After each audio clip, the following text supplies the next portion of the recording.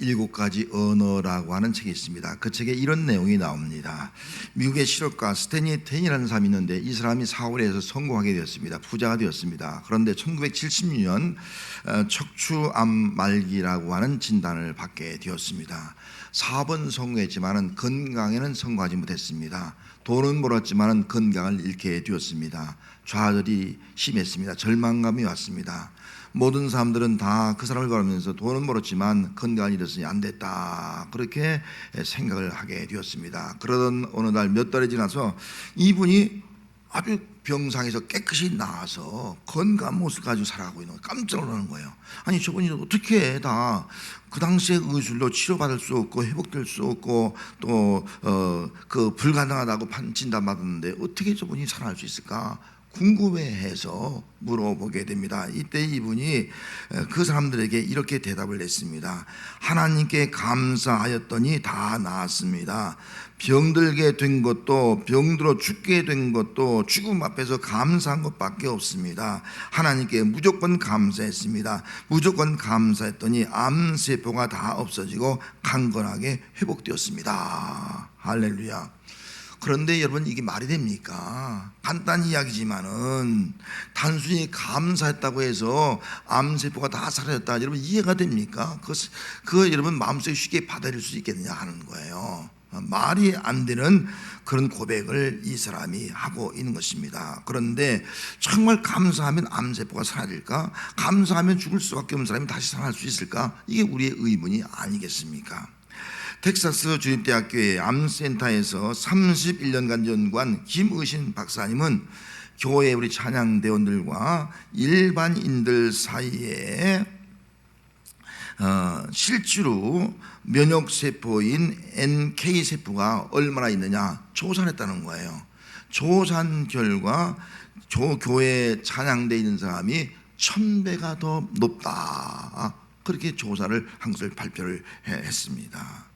감사하면 1000배의 면역세포가 나와서 불치의 병이 치료될 수가 있다, 면역세포가 나와서 암균이 다 사라질 수가 있다, 이 말을 하고 있는 것입니다. 감사하고 살아가니까 기적이 일어나고 감사하며 살아가니까 하나님이 역사했다는 겁니다. 감사했더니 하나님의 능력이 임해서 창조주 하나님께서 그의 몸에 있는 세포를 다 제거해서 새로운 몸으로 온전하게 해 주었다는 그런 간증을 하게 되었습니다. 문제는 오늘날 우리가 이런 암에 걸렸을 때, 병들어 죽겠을 때, 어떤 절망적인 상황을 당했을 때, 정말 내 힘으로 어떻게 해볼 수 없는 그런 일을 당했을 때 우리가 감사할 수 있느냐 하는 것이 아니겠습니까? 여러분 감사할 수 있습니까? 그런 일을 당했을 때. 오늘 본문에 나오는 이스라엘 백성들도 주어진 환경 속에서는요 감사할 수가 없었습니다. 애굽에서 구원받은 이스라엘 백성들의 삶은 광야의 여정이었습니다. 하루도 쉬지 않고 계속 이동하는 삶이에요. 여러분 힘들고 지치고 주저앉고 싶고 또 놀고 싶고 휴가 들고 싶고 이런 삶인데 계속 광야 40일을 걸어가야 하는 그들의 삶에는 얼마나 고달픈가를 우리가 상상해 볼 수가 있지 않습니까? 감사할 수 없는 상황이에요. 조금 가다 보니까 목이 마르기 시작합니다. 짐승들이 몸을 허덕한 겁니다. 물을 있는데 물을 마시려니까 그 쓴물이에요. 마라의 쓴물이에요. 어떻게 감사가 할 수 있겠습니까? 원망할 수밖에 없지 않습니까?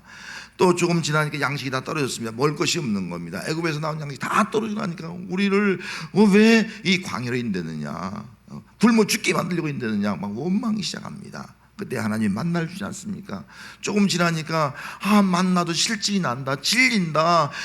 우리 애굽에서 고기를 먹었는데 고기를 달라, 고기. 또 원망이 시작하지 않습니까? 매출하기 주지 않습니까? 이것이 그들의 삶의 연속이었습니다. 때로는 광야의 그 사막이 얼마나 뜨겁습니까? 막 40도가 넘는 뜨거운 열기 속에서 여러분 걸어간다는 건 쉽지 않아요. 너무 덥습니다. 우리를 이 뜨거운 여름째 지쳐서 다 쓰러지게 만들려고 이 대낮에 인도합니까? 또 광야는 밤에는 춥습니다. 추워서 잠을 잘 수가 없습니다. 원망입니다. 그래서 구름기둥, 불기둥 인도하는 것이 하나님의 역사가 아니겠습니까?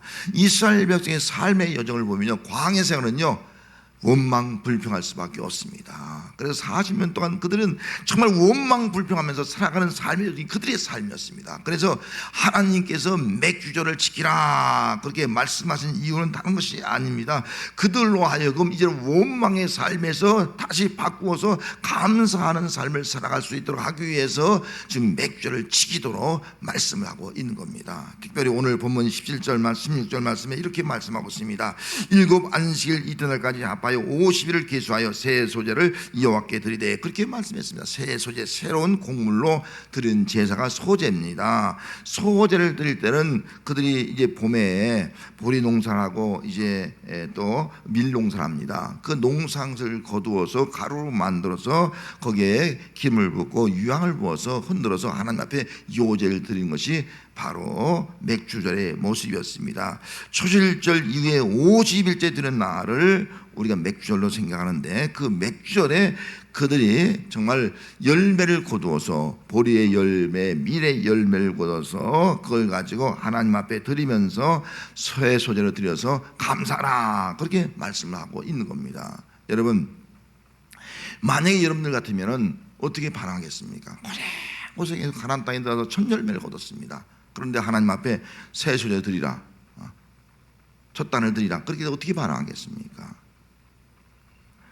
어떤 사람은 그렇게 말할 겁니다. 정말 어떻게 정말 농사 지은 건데 어떻게 버는 건데 좀 내가 잘 먹고 잘 쓰고 그런 다음에 드리면 안 됩니까?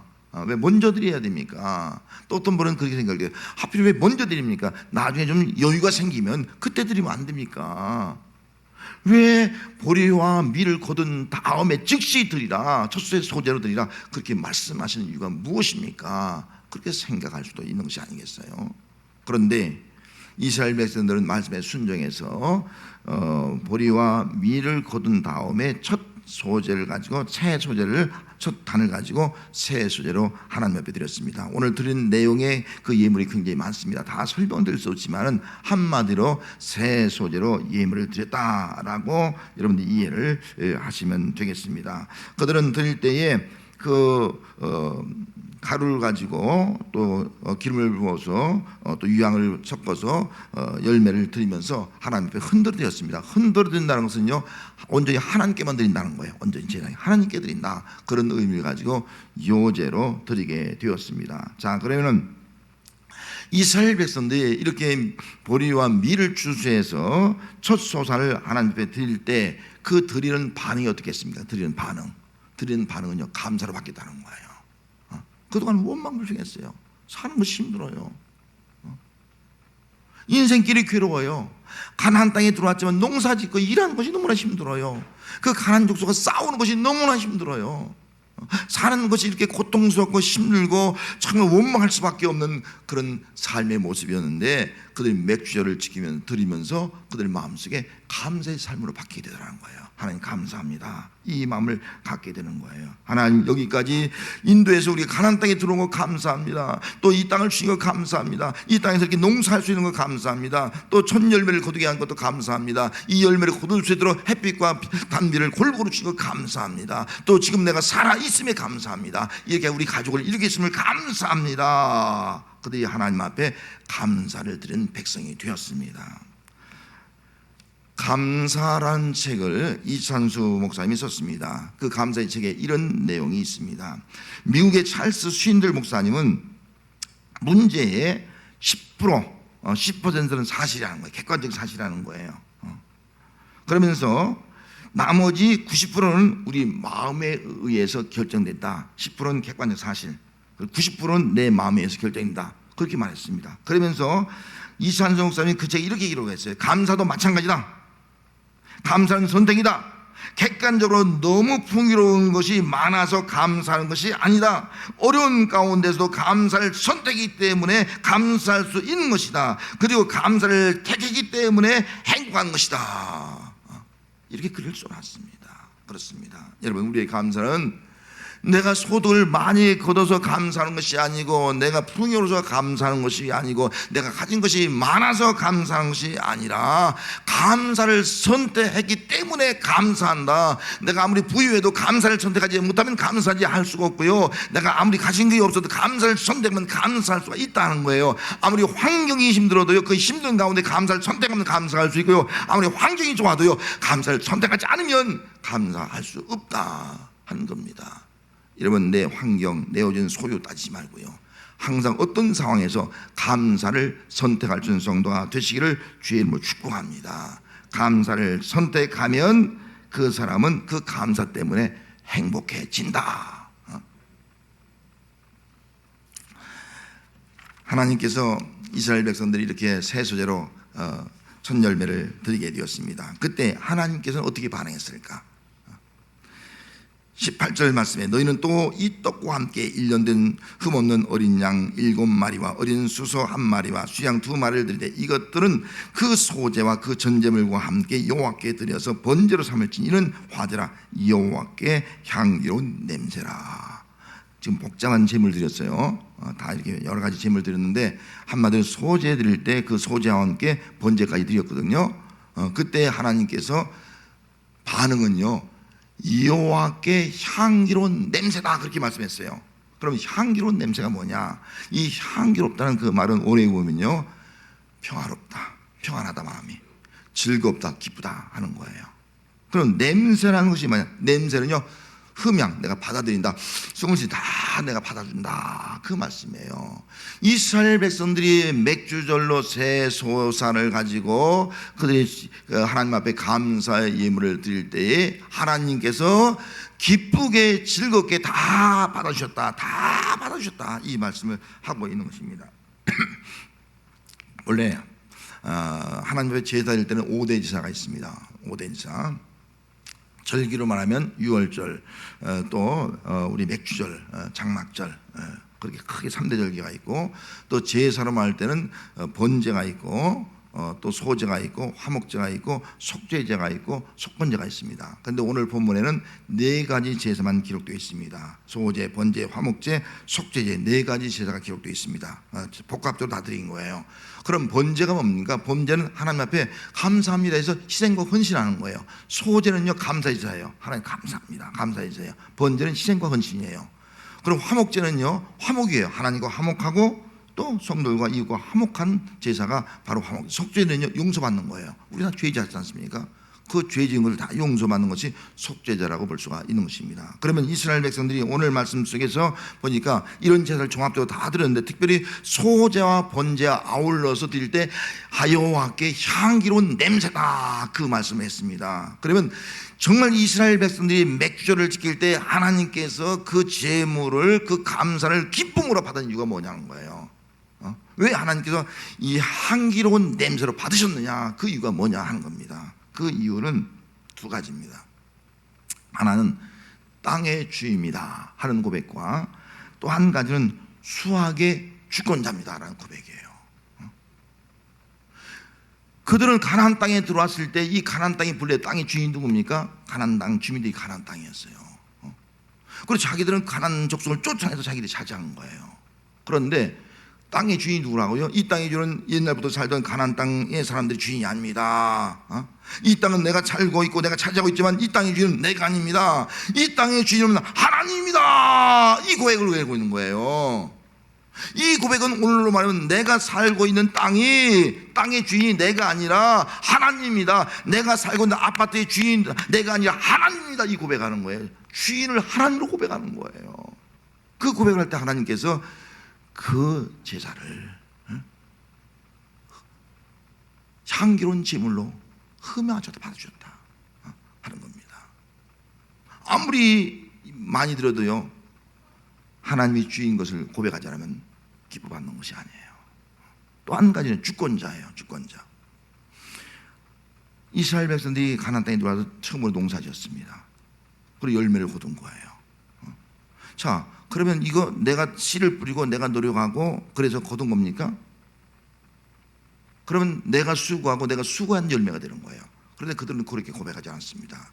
이 열매를 거둔 것은 하나님이 주권자입니다. 하나님이 주권하셨습니다. 하나님이 햇빛 주시고 담비 주시고 골고루 환경 주시고 모든 것 하나님의 주권자로 돌봐 주셨기 때문에 수확의 열매를 거두게 되었습니다. 하나님을 주권자로 선포하는 거예요. 이 말을 다른 말로 오늘 우리로 적용한다면, 여러분, 우리가 사업을 하든지 직장생활 하든지 내가 수고해서 6개월 동안 돈을 벌었습니다. 재물 소득을 얻었습니다. 그 소득이 내가 수고해서 내가 땀 흘려서 내가 일을 잘해서 내가 뛰어나서 돈을 버는 것이 아니라 그 돈을 벌게 하고 수확을 거두게 하시는 분은 하나님의 주권적인 역사라는 거예요. 하나님이 주권적으로 역사이기 때문에 오늘 내가 여기 있고, 역사이기 때문에 내가 이런 물질을 가지고 있고, 역사이기 때문에 내가 이런 삶을 살았다. 하나님의 주권적인 역사를 고백하는 거예요.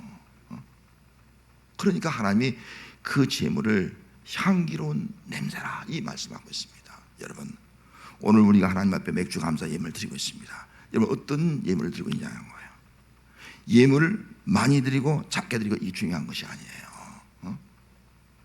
정말 우리의 예물의 양이 중요한 것이 아니고, 내가 어떤 형편에 있느냐가 중요한 것이 아니고, 내가 하나님 앞에 정말 이 예물을 때 하나님이 향기로운 제물로 받기 위해서는 내 믿음의 고백이 중요하다는 겁니다. 하나님은 주인입니다.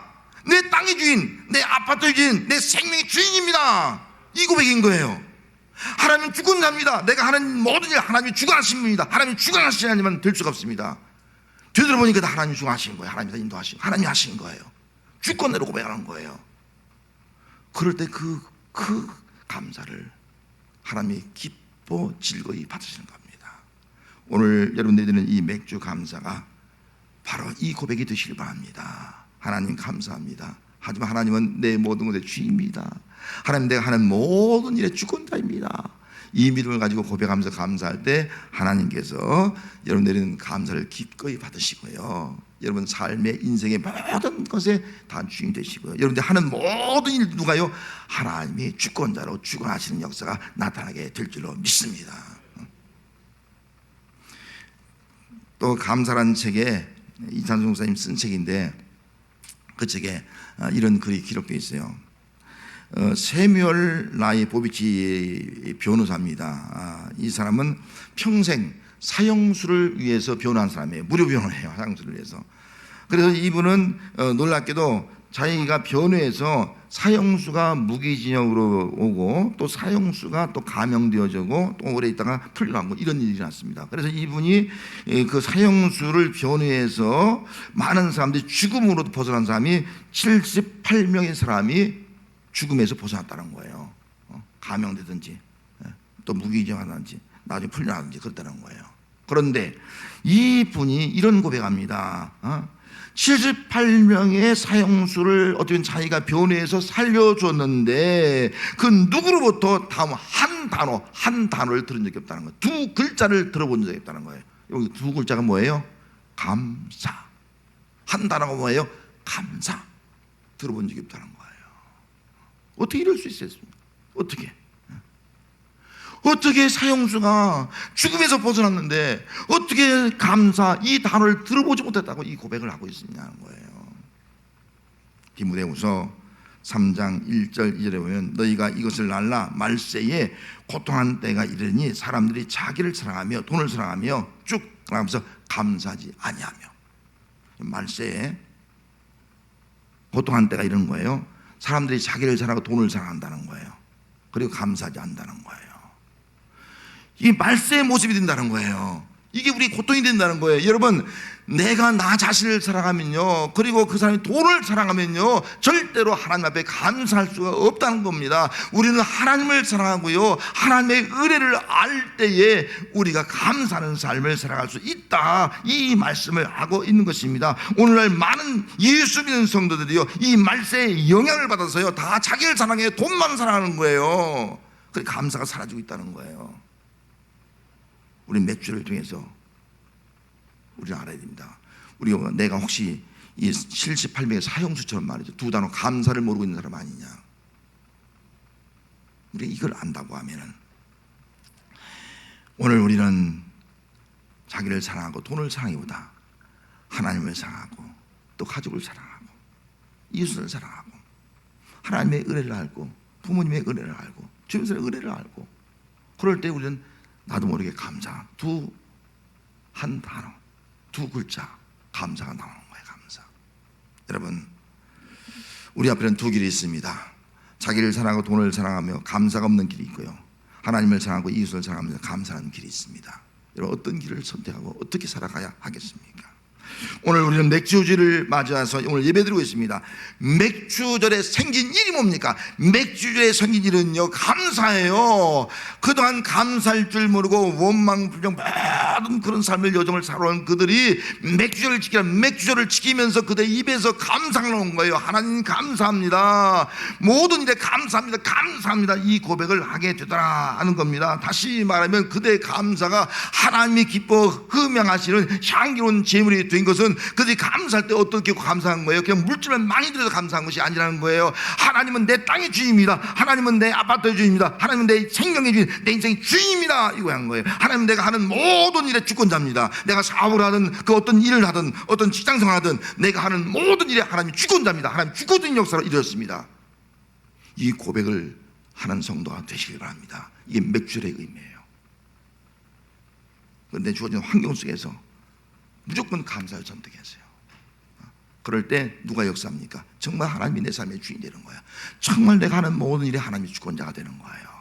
그럴 때 하나님께서 우리의 삶을 정말 받으시니까요, 아름다운 삶이 되고 행복한 삶이 되어지고 또 하나님 앞에 영광이 되어지는 삶을 사는 역사가 나타나게 될 줄로 믿습니다. 기도하겠습니다. 하나님 아버지,